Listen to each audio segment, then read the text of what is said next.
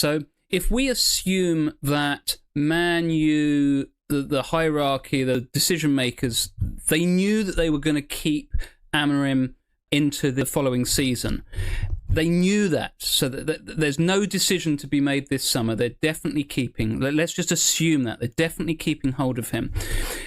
And they were pretty sure that there was no chance of being relegated. I don't suppose they assumed that the season would be as bad as it was, but let's assume that they all decided, look, you can do whatever you want with the rest of this season.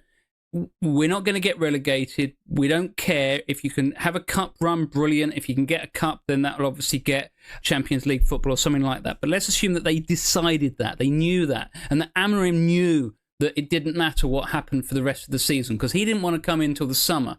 But let's assume that this was all decided. Let's assume that. So did he use all of the season that he had to play the players that he had at his disposal to see who could possibly work in his 3-4-3 formation that he's going to play next season? So most people don't get to do that, but maybe he was trialing everything out.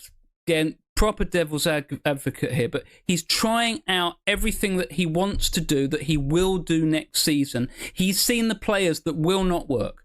They now have a really good idea of the players that have to go.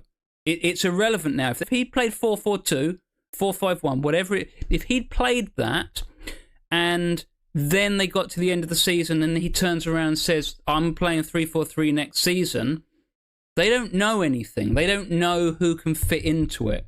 But they've got a really good idea that not many of them can fit into it, but they've got a really good idea of who they have to get rid of.